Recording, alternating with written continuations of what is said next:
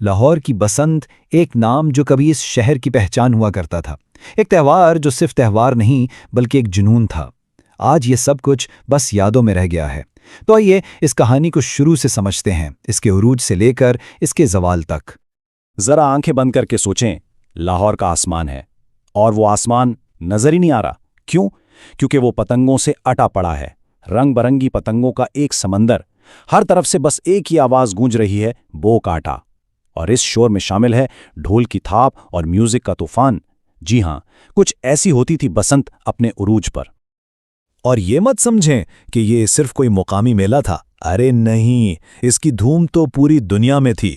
لوگ دور دور سے، یورپ اور امریکہ سے خاص طور پر اس جشن کا حصہ بننے لاہور آتے تھے۔ تو چلیں سب سے پہلے بات کرتے ہیں اس تہوار کے سنہرے دور کی، وہ وقت جب بسنت اپنی پوری شان و شوکت کے ساتھ منائی جاتی تھی۔ دیکھیں، یہ صرف پتنگ اڑانے کا نام نہیں تھا، یہ تو ایک پورا کلچرل فینومینا تھا، ایک جنون۔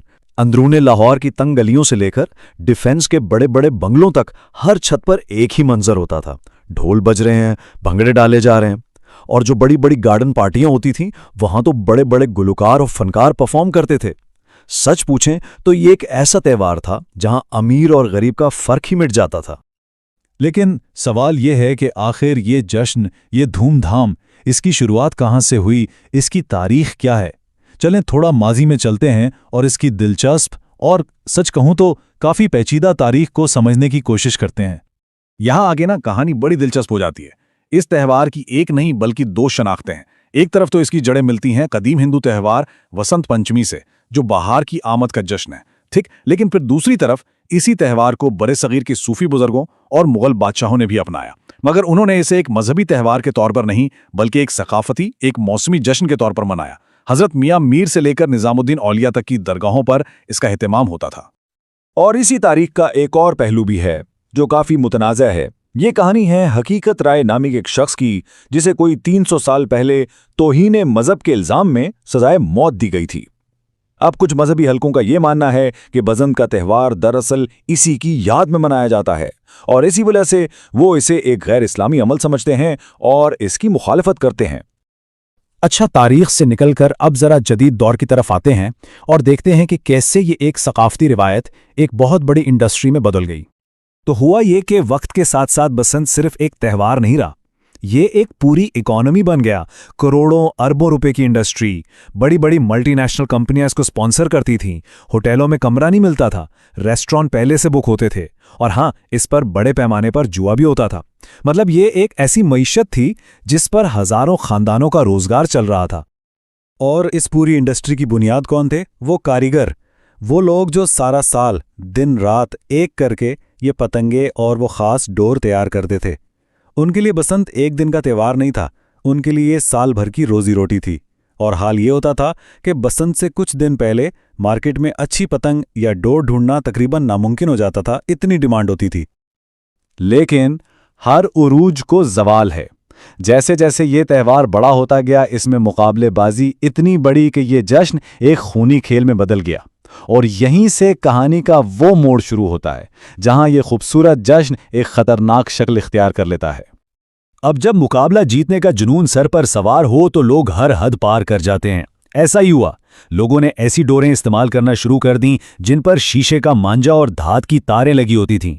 یعنی یہ ڈور نہیں تھی، یہ ہوا میں اڑتا ہوا ایک بلیڈ تھا۔ اور پھر وہی ہوا جس کا ڈر تھا، لوگ چھتوں سے گرنے لگے، بجلی کی تاروں سے کرنٹ لگنے کے واقعات ہوئے، اور سب سے زیادہ خوفناک، سڑکوں پر چلتے ہوئے لوگوں کے گلے اس ڈور سے کٹنے لگے۔ جو جشن کا ماحول تھا وہ اب آہستہ آہستہ خوف میں بدل رہا تھا۔ اور یہ کوئی ایک دو واقعات کی بات نہیں ہو رہی۔ پابندی لگنے سے پہلے کے کچھ سالوں میں سرکاری اعداد و شمار کے مطابق 100 سے زیادہ جانیں ضائع ہوئیں۔ 100 سے زیادہ! سوچئے ذرا، ایک تہوار جو خوشیاں بانٹنے کے لیے تھا وہ اب لوگوں کی جانیں لے رہا تھا۔ اب جب حالات اتنے خراب ہو گئے تو ظاہر ہے حکومت اور عدالتوں کو ایکشن لینا ہی تھا۔ تو پھر ہوا کیا؟ آئیے دیکھتے ہیں کہ اس بحران پر سرکاری رد عمل کیا تھا اور عدالت نے کیا فیصلہ سنایا۔ تو بالآخر صورتحال کی سنگینی کو دیکھتے ہوئے سال 2005 میں لاہور ہائی کورٹ نے بسنت منانے پر مکمل اور مستقل پابندی لگا دی، لیکن کہانی یہاں ختم نہیں ہوئی۔ اس فیصلے نے ایک بالکل نئی بحث شروع کر دی اور بہت سے لوگ اس پابندی کے خلاف سڑکوں پر بھی نکل آئے۔ عدالت نے اپنے فیصلے کی جو وجوہات بتائیں وہ 3 تھیں۔ پہلی وجہ یہ دی گئی کہ اس کی جڑیں ایک غیر مسلم تہوار میں ہیں، اس لیے یہ مسلم ثقافت کا حصہ نہیں۔ دوسری اور شاید سب سے بڑی وجہ تھی انسانی جانوں کا ضیاع یعنی پبلک سیفٹی۔ اور تیسری وجہ یہ تھی کہ اس پر جو سرکاری اور نجی پیسہ خرچ ہوتا ہے اسے تفریح کے بجائے صحت اور تعلیم جیسے سماجی کاموں پر خرچ کرنا چاہیے۔ مگر یہاں ایک بہت ہی عجیب صورتحال پیدا ہو گئی۔ یعنی فیصلہ تو کیا گیا تھا لوگوں کی جانیں بچانے کے لیے، ان کی حفاظت کے لیے، لیکن لوگوں کی ایک بہت بڑی تعداد نے اسی فیصلے کی مخالفت شروع کر دی۔ ان کا کہنا تھا کہ یہ صرف ایک تہوار پر پابندی نہیں، یہ ہماری ثقافت پر، ہماری خوشیوں پر حملہ ہے۔ اور یہی بات ہمیں آج کے سب سے بڑے سوال پر لا کھڑا کرتی ہے کہ آخر ثقافت، معیشت اور عوامی حفاظت، ان تینوں کے درمیان توازن کیسے قائم کیا جائے؟ کیا بسنت جیسے تہوار کو نئے محفوظ قوانین کے ساتھ واپس لایا جا سکتا ہے، یا پھر اس کا ہمیشہ کے لیے ماضی کا حصہ بن جانا ہی سب کے لیے بہتر ہے؟ یہ وہ سوال ہے جس کا جواب آج بھی لاہور کی فضاؤں میں گونجتا ہے۔